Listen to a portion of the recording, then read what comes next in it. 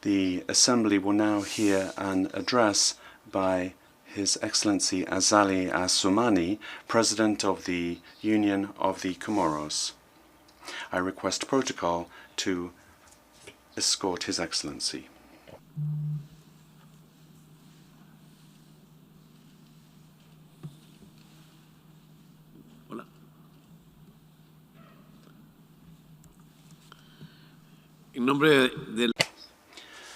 On behalf of the General Assembly, I have the honor to welcome to the United Nations His Excellency Mr. Azali Assoumani, President of the Union of the Comoros, and invite him to address the Assembly. Mr. President, you have the floor. Your Excellency, President of the General Assembly, Your Excellency, Secretary General of the United Nations, Majesties, Highnesses, Excellencies, distinguished representatives of countries and institutions, Assalamu alaikum. I would like first of all to express to the US authorities my warm and sincere thanks for the warm welcome that they have given us. And this happens every time we come to this beautiful city of New York to take part in this great annual gathering. And I would like to express our sincere sympathy to the American people who are remembering in this month of September 2021 the 20th commemoration of the cowardly attacks of September 2001. And I associate myself to the tribute paid to the victims of these barbaric acts. I would also like to join my voice to those of eminent personalities who have preceded me on this rostrum in order to express my warm congratulations to His Excellency Mr. Abdullah Shahid on his outstanding election to the presidency of this 76th regular session of the United Nations General Assembly. My delegation and myself are convinced that your human and professional qualities will ensure the success of the current session.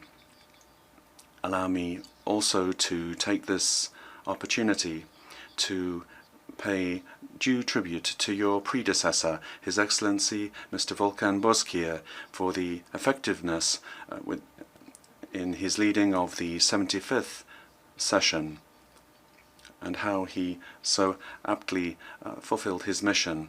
And on behalf of my country and my delegation, I would like to express my sincere congratulations to His Excellency Mr. Antonio Guterres, Secretary General of the United Nations, and congratulate him on his remarkable re-election for a new mandate. And I would also like to express to him our appreciation and recognition of his ongoing investment, as well as that of his entire team, to serve the United Nations, an organization which is facing challenges which make its action ever more difficult but still indispensable. Excellencies, ladies and gentlemen, delegates, this 76th session of the General Assembly is being held at a particularly crucial time in the history of the world and our organization. It is being held at a time when the family of nations are deploying their best efforts to manage and overcome the COVID-19 pandemic and its variants, which for almost 2 years now have brought the people of the world to their knees. On behalf of my delegation, I would like to welcome the waves of beneficial solidarity which have made it possible to avoid the worst. Indeed, after the shock of the initial days and weeks, human solidarity established and laid the foundation for a fight which gradually has enabled us to regain the upper hand over events. In this regard, the Union of the Comoros welcomes the effective work of men and women, scholars, researchers, experts, and the laboratories for their investment in the research and production of vaccines against this virus, and which finally have managed to give the world hope. Of course, we cannot forget here the sacrifices made by these thousands of men and women, healthcare workers of all categories, who, on the front lines of this battle and at the risk of their own lives, have, in each of our countries, been able to find the courage and the strength to brave the storm posed by this lethal enemy. To all of you, to each and every one of them, bravo, and a huge thanks. Mr. President, honourable delegates, the COVID-19 pandemic has devastated the economies of the world and upended the balance created centuries ago by states, nations and peoples. And it has forced us to live in a different way. We have been living since November 29, the date when it first made its appearance in the world, through an unprecedented crisis, a real world war. The pandemic has slowed down our lives. It has further deepened the gap between rich and poor. It has accelerated inequality and has disturbed the equilibrium of our national economies. No country has been spared of this. The pandemic has also revealed the sheer scale of the technological divide existing between countries and has shown us the importance of the new information and communication technologies and the need to act urgently to reduce this divide. Also, the inequalities observed in access to vaccines underscore the need to act in order to firmly anchor this spirit of solidarity, and it recalls to us the overriding role of multilateralism. And that is why, all together, with stronger solidarity, which really has its place at the heart of multilateralism, it is in that spirit that we must act to rebuild the world and save the nations and peoples.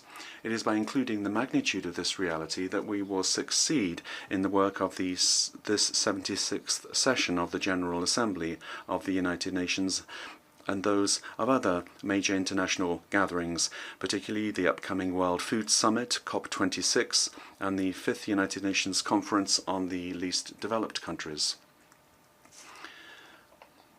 The subject of our meeting touches on the reform of our organization, which represents the best that we have to offer to the world in our ongoing quest for lasting peace and security.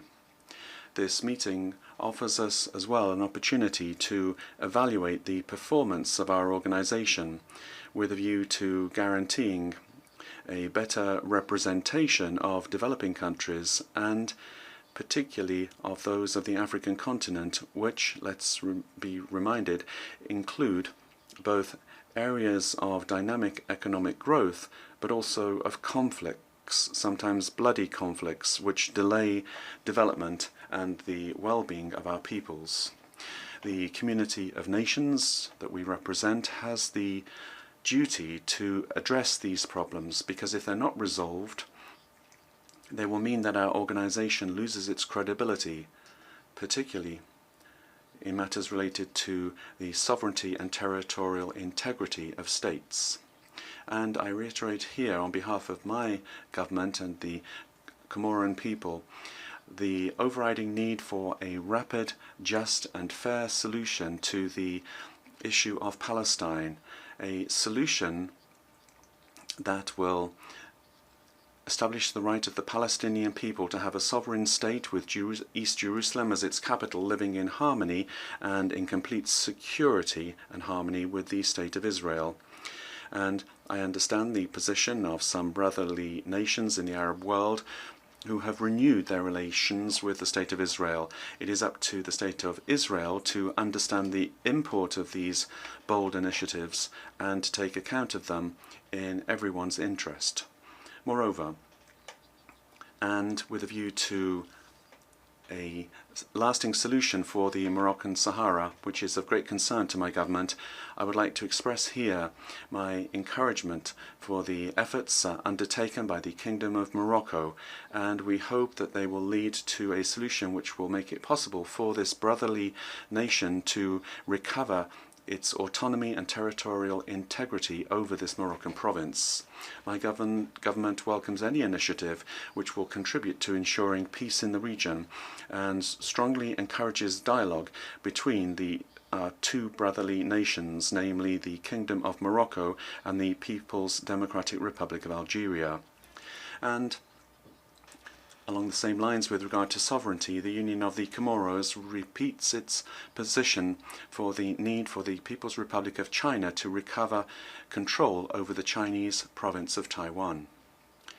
With regard to the territorial dispute between France and the Comoros relating to the Comorian island of Mayotte, in recent years we have seen a willingness on the part of both parties, the Comoros and France, to build on what has been achieved in our common history, whilst maintaining a frank and constructive dialogue with a view to arriving peacefully at a lasting and respectful solution, one that respects international law and which is in the interests of both parties. The areas of tension, which endanger peace in various parts of the world, have become fertile ground for the outbreak of international terrorism in the Sahel, for example, and more recently in southern Africa and in the Indian Ocean area. We must not remain indifferent to these situations. The situation in Afghanistan is also of concern, and I would like to express the support of my country to the Afghan people in this crucial phase of their history. The recent unconstitutional changes that have taken place in a number of countries in Africa and throughout the world recall to us the overall necessity of thinking about innovative and lasting solutions which look beyond short-term geopolitical stakes. In order to build peace, security and stability in the world, we therefore need to have a strong consensus, and stress should be placed at all times on preventing conflicts, whilst at the same time supporting efforts to resolve crises as they emerge. Mr. President, honourable delegates, the principles and values of the United Nations today are centred on the Sustainable Development Goals, which each country has made its priority. They are an ideal platform for establishing our collective commitment and on which we can rely as we carry out our action in favour of development. And in this process, as was shown in the voluntary national report of my country, which we presented in 2020 to the high-level political forum, the Union of the Comoros is engaged on a path that will enable us to achieve the Sustainable Development Goals in all areas. The Emerging Comoros Plan 2030 is the national reference framework for this. Moreover, I would recall that at the time when we begin this meeting, according to research into these matters, entire regions are due to disappear, whereas others will be subject to an intensification of climate phenomena such as floods, intense droughts, fires, the erosion of coastline, or the acidification of the oceans. Consequences of the disastrous effects of the degradation of our environment. Although these phenomena do not spare any country or any region, we must stress that it is the small island developing states, the Comoros is part of this group, that is the most concerned and which requires greater attention on the part of the leaders that we represent here. Indeed, these states, as well as many others, are also facing other dangerous phenomena such as maritime piracy, human trafficking at sea, drug trafficking, illegal fishing, and the plundering of the sea's resources. My government joins all national and global initiatives to fight these barbaric acts mercilessly because they are a major threat to the security of our respective populations. And this is why I plan to reorient the strategy of our diplomacy in order to include the dimension of security in our geostrategic actions, particularly in the Mozambique Channel area and the southwest region of the Indian Ocean. This new vision requires the support of neighbouring countries and our partners in development, and it has become the basis for any thinking about the future in this part of the world, so that there can be a sustainable and blue managed economy. This represents immense and vital potential. Nationally, I'm convinced of the need for political stability. This is the guarantee for socio-economic development, and my government works tirelessly towards this goal. Political stability, national cohesion are something very cherished by my country because they govern all initiatives. Our salvation resides in a peaceful society that is held together and is inclusive of all the layers that make up that society.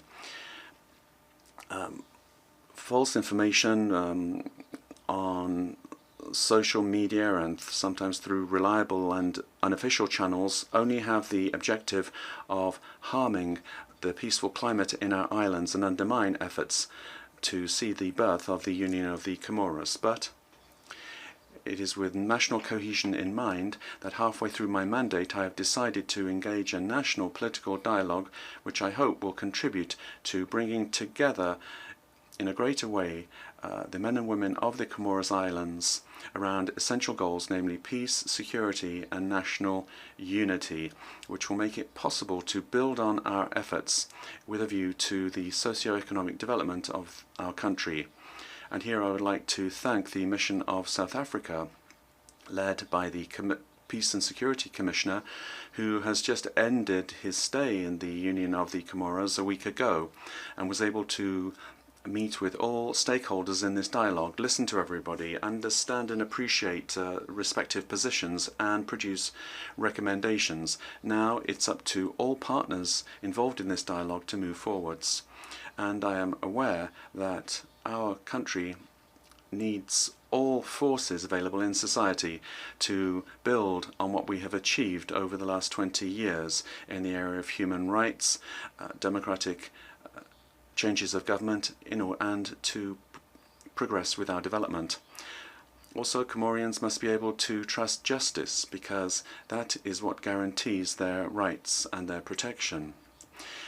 The judicial services must be what defends the weakest and protect them with regard to their rights in the face of rising violence, particularly against women, children and all vulnerable parts of society. These acts must be severely repressed, and that is why my government has established the Superior Magistrate Council, made up of judges with a lot of experience in this area, and they have adopted a revision of the penal code to include provisions aimed at improving and giving the country an adequate political and legal framework.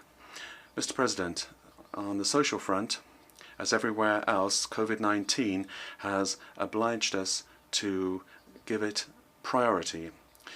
The Comoros has seen 2 waves, and the second showed itself to be more virulent. Nevertheless, the situation was managed. We avoided the worst, thanks to the measures taken by the authorities and supported in this by all of our partners, bi and multilateral partners, communities and civil society, and we'd like to thank all of them here from the bottom of our hearts. We have to say today that the Comoros is now in the green category, and that is because we have observed vigilance, particularly being an insular country, in order to avoid a new spread of this disease. To date, the second step of vaccination is terminated, and the third cohort of vaccination will soon begin, which will make it possible to achieve our goal of 80% of the target population vaccinated by the end of 2022.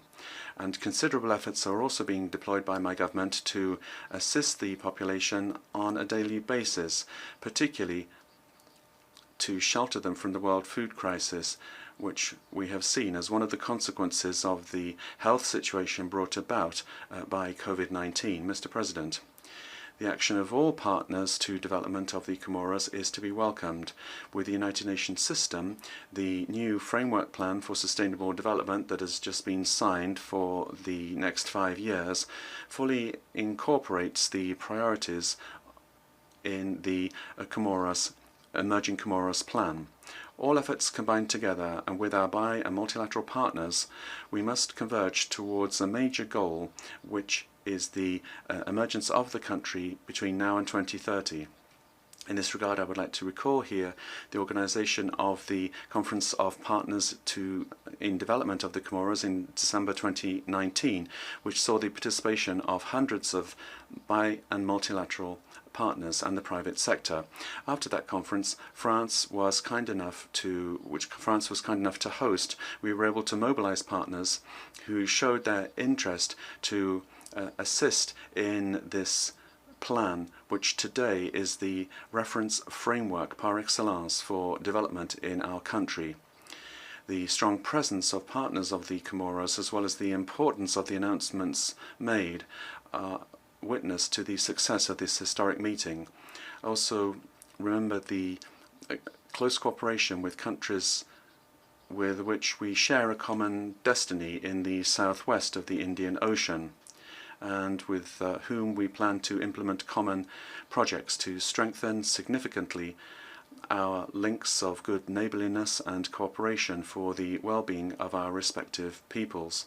However, all of this effort unfortunately has been dampened by the COVID-19 pandemic, which has affected all countries, and when it comes to the Comoros, it has weakened the commitments that we took at the Paris conference. Today, reality is that we must say that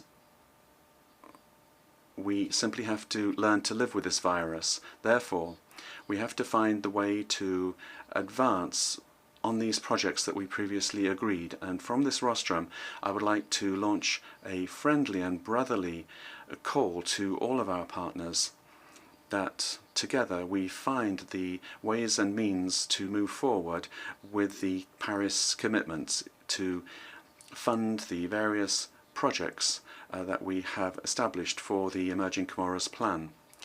The country has established an executive secretary to follow up on the Conference of Development Partners, which will work closely with national bodies involved in this process and also with all of our partners. Mr. President, honourable delegates, regionally, the Union of the Comoros last May passed the presidency of the Commission of the Indian Ocean to France, and we wish them every success in advancing the ideals and values that are so close to the hearts of the peoples of the Indian Ocean. With regard to our presidency, it was a success, and it progressed the sub-regional organization, bringing about a reform that made the organization more effective, more modern, and more able to respond to the expectations of our respective peoples, following an initiative that we took in Moroni.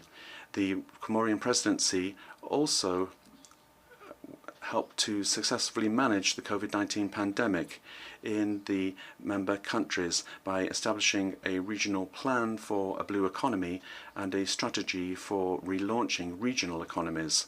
The Comoros participates also in regional efforts aimed at ensuring security in the East African area.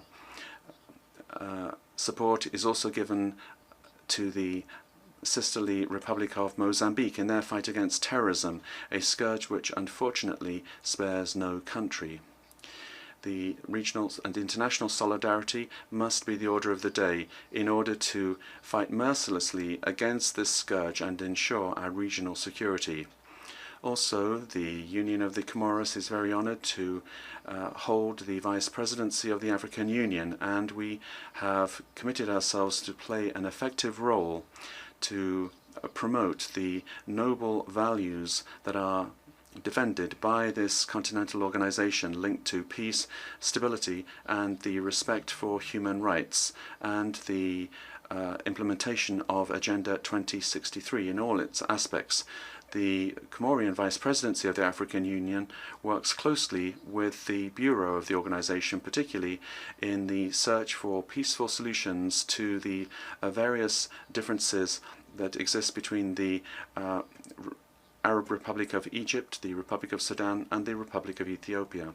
Excellencies, ladies and gentlemen, we come here every year to the United Nations. This proves the interest that we attach to multilateralism and our conviction with regard to the major role played by this organization to make the world more humane. And in this regard, I would like to laud the speech delivered by His Excellency Joe Biden, President of the United States of America, for his commitment to multilateralism. Our presence here this year in the General Assembly translates, I think, a common determination, strong and unfailing, to work for the good of our respective peoples. We are here to say yes to all who will contribute to a better balance in the world and say no to those who would be against this. And particularly, we are here to say no to COVID-19. I thank you.